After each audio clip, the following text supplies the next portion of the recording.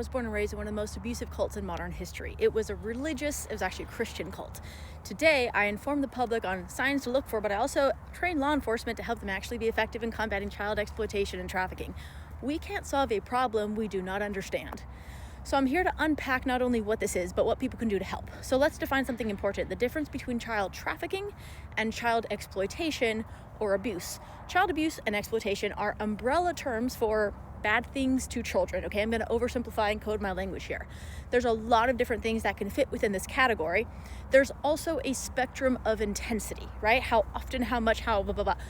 This nasty spectrum of child exploitation is horrific, and we're going to focus here on the United States, which is where I focus my work.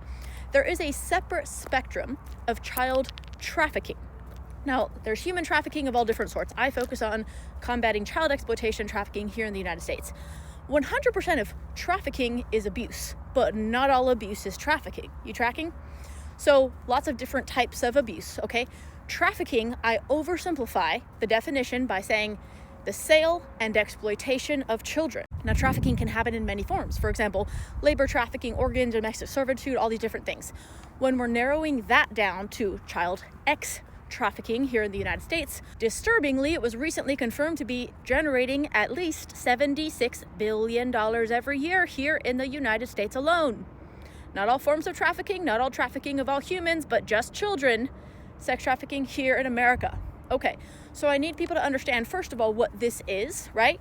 While 100% of trafficking is abusive and abuse, not all abuse is trafficking. It's important that people understand the difference, because there's a lot of terms like survivors and victims, etc., but without clear definitions, right, we're either blanket generalizing everything, which doesn't help us identify the differences, the nuances in victims, and know how to help them. Now, within the spectrum of child sex trafficking here in the United States, there are a lot of different forms of child trafficking. There's a lot of ways it can look. It's not a one-size-fits-all problem, right? So again, there's also a spectrum of intensity in terms of how often, how long for how often, etc. It's not about comparing trauma, it's about understanding the problem. Okay, so I know of cases where children who were trafficked and then went home to dinner with their parents every night, okay? There's also very different situations where kids have no access to the outside world or parents or anything safe. So in the spectrum of trafficking, we're not talking about the intensity now, we're talking about the various ways it can look in your community. Unfortunately, it's been very sensationalized, and people often expect some kind of Hollywood version of chains and cages, which is not quite accurate. Did you guys know the number one most reported form of child trafficking in America is familial trafficking? Families and friends trafficking their own children. Yep, so that means the majority of these reported cases are not the